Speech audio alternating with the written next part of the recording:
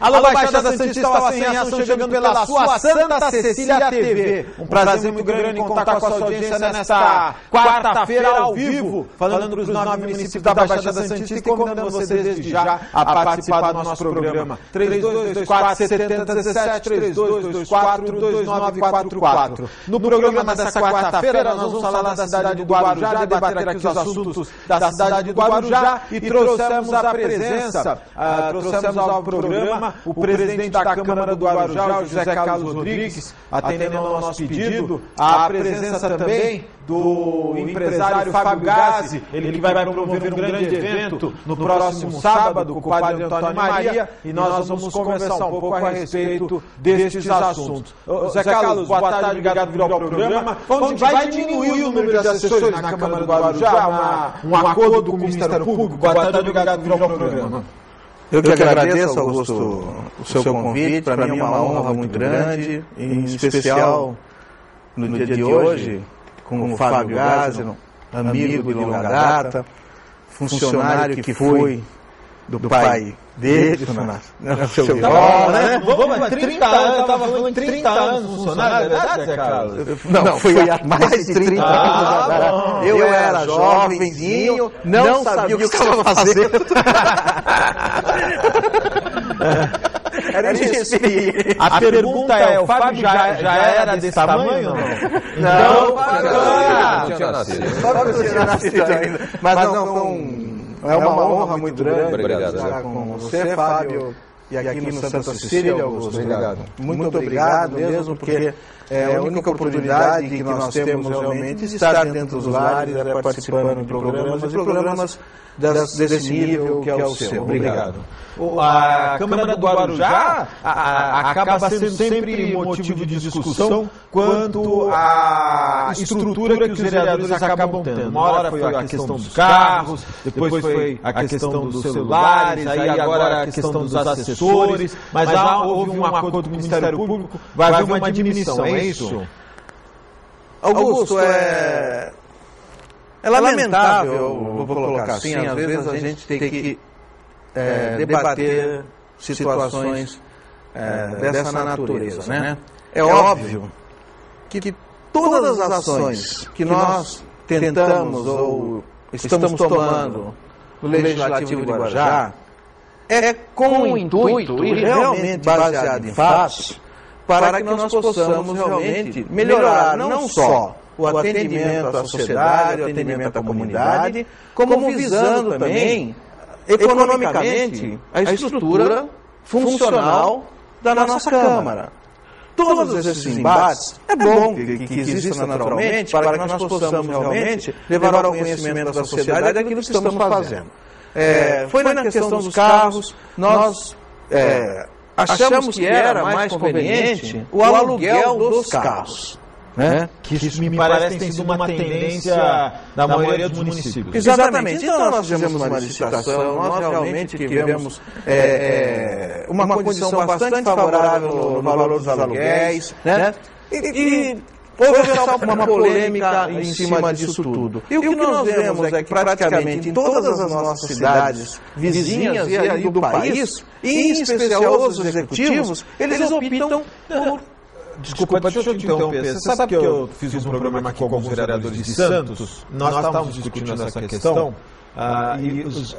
Tem vereador de Santos, viu, Fábio, que reclama, não fala isso publicamente, mas informalmente reclama da falta de estrutura. Quer dizer, olha, eu tenho que usar o meu celular, você precisa de um carro para ir até a área continental, você tem que usar o seu carro. O número de assessores é muito pequeno pela demanda de trabalhos, pela apresentação, preparação, elaboração, enfim. Você acha que hoje o vereador ele deve ter uma estrutura mais, vamos dizer assim, mais forte para poder dar vazão a todos os pedidos da população? Não, sem dúvida nenhuma. É óbvio que essa tal razoabilidade que é sempre colocada nas ações, né, que ocorrem, tem que se pautar por ela, pela razoabilidade. Porém, existe o mínimo necessário para que você tenha uma condição de trabalho digno, para que você possa realmente oferecer à comunidade o retorno que ela espera. Você não pode esperar que um vereador faça a sua função se ele não tem condições de trabalho. Você, no seu programa, não pode esperar que você faça um programa de qualidade se você não tiver uma estrutura como você tem aqui, de pessoas competentes, não é verdade? Você tem uma assessoria ao seu lado. Então, isso também é fundamental para o vereador. Em números, essa que é a questão que às vezes fala, nós temos 7 assessores. Né? Quando aumentou-se de 3 para 7, foi quando diminuiu-se o número de vereadores. Aumentou-se, teoricamente, o trabalho do vereador. Ter mandado embora os vereadores, não, Zé Carlos? Os assessores ou não, Zé Carlos? Por exemplo, quando diminuiu o número de vereadores, você tinha um determinado... Cada vereador tinha um determinado número de assessores. Você diminui os vereadores... não houve a dispensa de assessores, né? Quer dizer, esses assessores acabaram sendo distribuídos pelos vereadores que começaram a compor a Câmara. Exatamente, você houve uma diminuição de vereadores, você deu essa condição para um outro vereador para que você pudesse, aumentando o número até não criar um problema social. Porém, tudo bem, houve um mote, o que se usou para aumentar o número de assessores foi que houve uma diminuição de vereadores, então não implicaria em nenhum aumento de gastos, muito pelo contrário, né?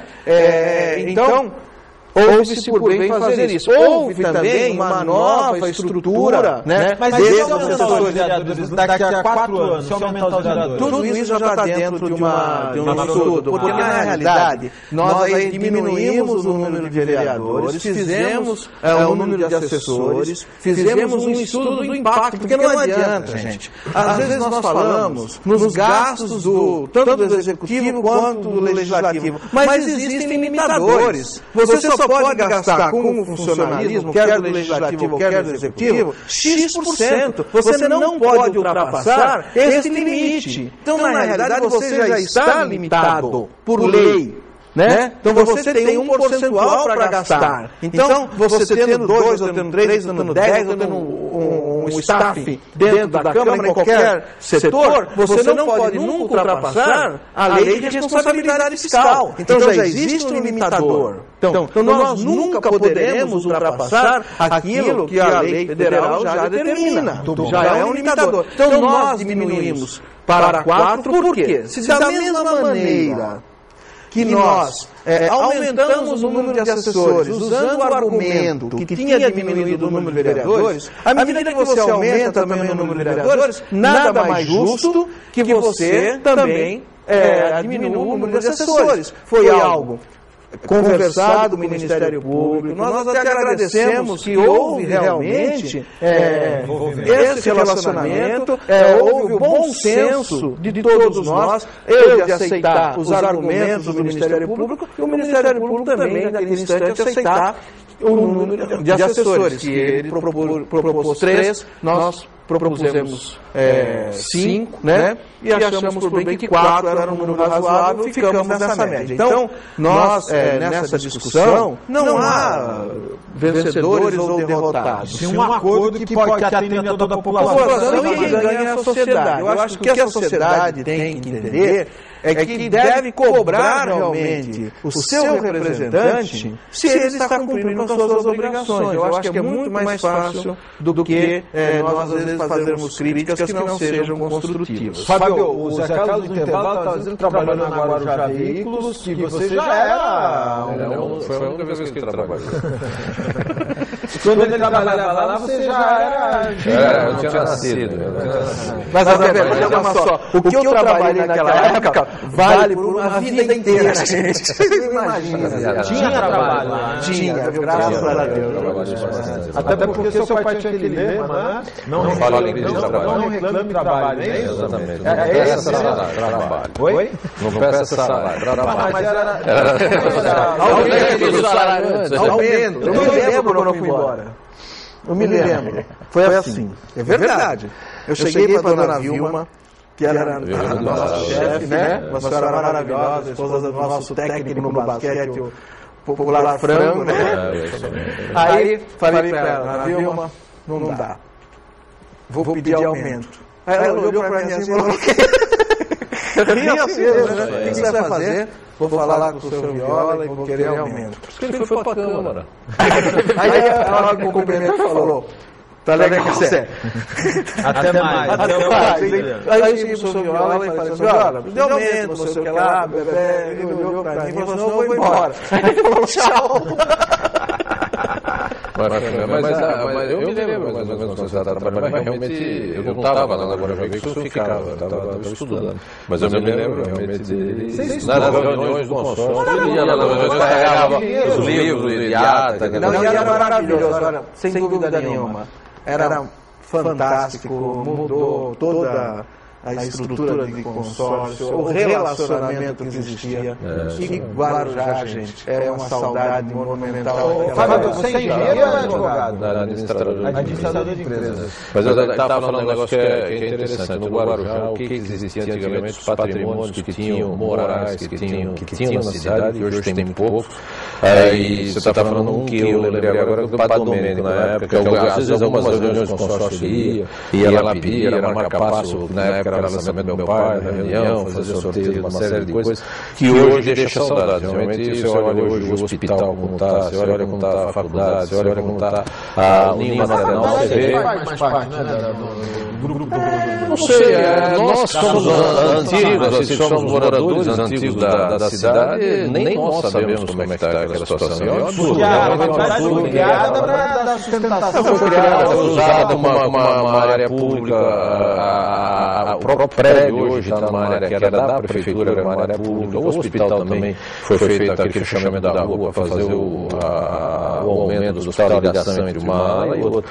É uma série de coisas que tem que não se sabe, realmente, não sei por que essa omissão, mas é um absurdo que acontece no Guarujá. Eu acho que é aquilo que nós precisamos realmente na nossa cidade, é o resgate, realmente, não só da cidadania, como dos valores morais. A história do Guarujá, né, os valores morais que existiam. E realmente a participação da sociedade guarujaense, principalmente aquela que ainda teve a honra, o prazer, a glória de conviver com este passado, que não é um passado longe, é algo bastante latente, que está ainda...